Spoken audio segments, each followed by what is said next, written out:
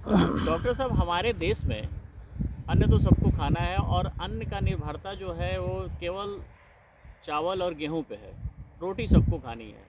तो क्या अभी जो ये मोटे अनाजों का जो एजेंडा चल रहा है, जो भारत सरकार ने कही है, क्या आप इन दोनों को मिला के क्या देखते हैं और किस तरीके से ये सफल किया जा सकता है? ठीक बात है। देखो, एक विषय चल रहा है प्राकृतिक खेती का, जी। एक विषय है मोटे अनाज का। कवायद एक ही है कि हम अपने देश के प्राकृतिक संसाधनों को आने वाली पीढ़ियों के लिए कैसे सुरक्षित रखें, क्योंकि मुद्दा आज का नहीं, मुद्दा अनवरत चलने वाला है। खेती का जब तक इस धरती पर मानव सभ्यता है, रोटी सबको चाहिए, और रोटी के लिए ये जो प्राकृतिक संसाधन और बायोडाइवर्सिटी ये भी बेहतरीन होनी चाहिए।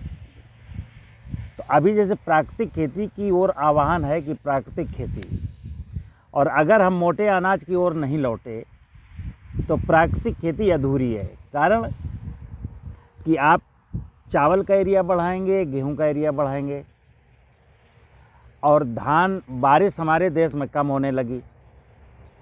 जहां 1000 मिलीमीटर से ज़्यादा बारिश होती, धान को वहीं उगाना चाहिए, लेकिन चूंकि अब बारिशें कम होने लगी तो धान के एरिया के लोग आज भी धान उगा रहे हैं, और धान को जिंदा रखने के लिए ज़मीन के नीचे का पानी निकाल रहे हैं।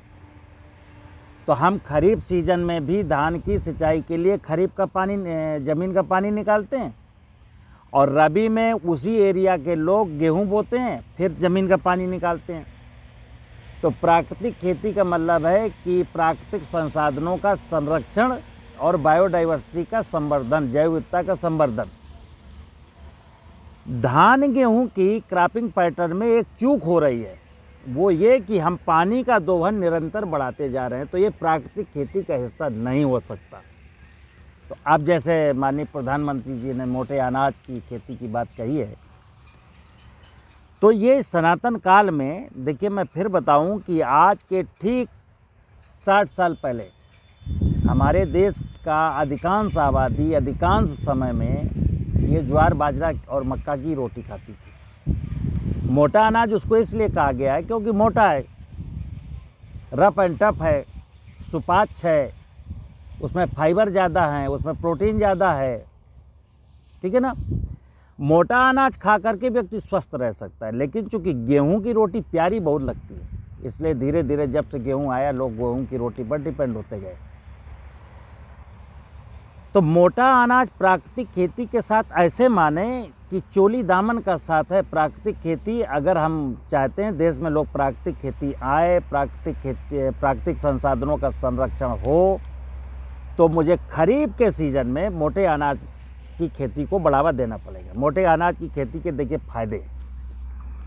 अभी एक गेहूं खड़ा है मेरे यहाँ पीछे, और इस गेहूं की सिंचाई के लिए क्या होता है, ग्राउंड वाटर का इस्तेमाल हम लोग कर रहे हैं, या चलो कहीं जलाशय में संरक्षित जल का यूज कर रहे हैं, जो गर्मियों में हमारे ड्रिंकिंग वाटर के लिए पशु पक्षियों के काम आता, तो उसको मैं लूट लूँगा, क्योंकि रोटी खानी है। अगर गेहूं नहीं बोएगा किसान तो फिर मतलब कि जो पशु पक्षियों की पानी है वो हम लूट रहे हैं, बिल्कुल, मतलब हम उसको नुकसान पहुंचा रहे हैं। बिल्कुल। तो गेहूं की सिंचाई करने में मैं वाटर का दोहन कर रहा हूं, क्योंकि रोटी खानी।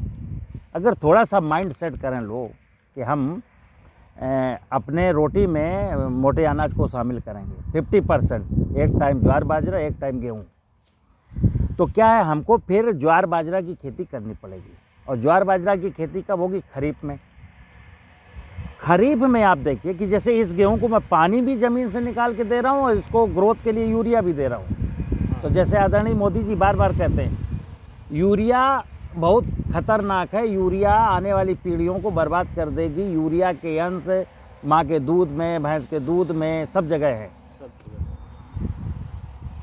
तो इस गेहूं को मैं यूरिया भी दूंगा, तब ये वेजिटेटिव ग्रोथ इसकी पूरी होगी। खरीफ में क्या होता है, यूरिया का स्रोत वायुमंडल है। खरीफ के सीजन में ज्वार बाजरा को पानी नहीं देना, क्योंकि 15-20 दिन के ड्यूरेशन में पानी हो जाता है, तो ज़मीन का पानी नहीं निकाला। इसी बरसे हुए पानी के साथ यूरिया भी मेरी गिरती है, यानी नाइट्रोजन भी एटमॉस्फेयर की मिलती, तो यूरिया भी ज़्यादा नहीं देनी। तो मैंने पानी का दोहन कम किया और यूरिया नहीं लगाई। अब क्या हुआ फ़ायदा, मोटे अनाज की रोटी से पेट साफ होता है, पौष्टिक होती है, शरीर बलिष्ठ बनता है। दूसरा, जो चारे का भी संकट है, हमें देखना चाहिए कि जैसे आज भूसा 1,500 रुपये कुंटल है। गिरे हाथ शहरों में जो पशुपालन लोग कर रहे हैं, मतलब आज के ठीक 4 साल पहले गेहूँ 1,500 रुपये कुंटल बिकता था, और आज देखिए 4 साल के अंतराल में भूसा जो है 1,500 रुपये कुंटल हो गया। तो पशुपालक को भी बड़ी दिक्कत है। कारण जो बड़े किसान हैं देश में, जिनके पास 40% एरिया है, वो मैकेनाइज्ड फार्मिंग करते हैं। भूसे को या तो जलाते हैं या उसी ज़मीन में मिला देते हैं। और पशुपालन का काम हमेशा छोटा फार्मर्स करता है, जिसके पास 1 एकड़ ज़मीन है और 4 भैंसियाँ रखा है अपने बच्चों को परवरिश करने के लिए, उसको भूसे का संकट है। या जो पशुपालक शहर में आ गए, उनको भूसे का संकट है। तो ज्वार बाजरा का जो रेजिड्यू है, जिसको हम कड़बी बोलते हैं, कड़बी गेहूं के भूसे से 2 टाइम्स 3 टाइम्स बेहतर है, पौष्टिक है। हमारे देश में जब दूध दही की नदियां बहती थी, इस समय इसमें कोई संदेह नहीं है, लोग डाटा कुछ भी कहे, बट मिल्क का प्रोडक्शन डे बाय डे कम हो रहा है। कारण कि हम गेहूं का भूसा केवल खिलाते हैं पशु को।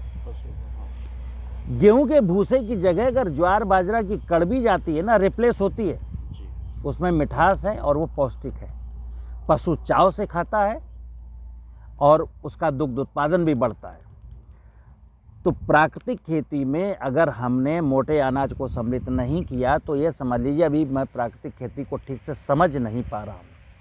तो जैसे कि मोटा अनाज आदमी के लिए जैसे फ़ायदेमंद है, वैसे पशुओं के लिए भी फ़ायदेमंद है। बिल्कुल बिल्कुल। देखिए, इसमें कोई संदेह नहीं है कि आज के 300 साल पहले तक, यानी 17वीं शताब्दी तक, भारत दुनिया की सबसे बड़ी अर्थव्यवस्था था। भारत को सोने की चिड़िया कहा जाता था। और तब मैं बता दूं, गेहूं की खेती नहीं होती थी।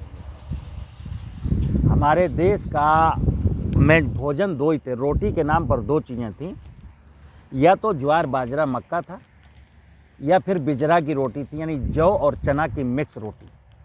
अब आप देखिए, आज की तारीख में जौ की उपयोगिता सब लोग समझ रहे हैं, चने की उपयोगिता सब लोग समझ रहे हैं, और उस समय हम बिंदास केवल मोटा अनाज या बिजरा, जिसको ज्वार और जौ और चना की मिक्स रोटी खाते थे।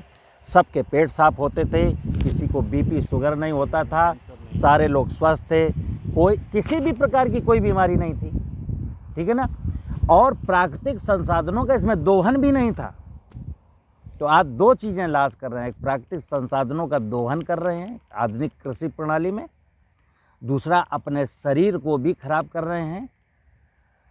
और जो केमिकल इस आधुनिक कृषि में, जो यूरिया, रासायनिक उर्वरक या पेस्टिसाइड जा रहा है, वो शरीर, मतलब फिजिकली तो शरीर बीमार हो रहा है, मेंटली भी हम बीमार हो रहे हैं।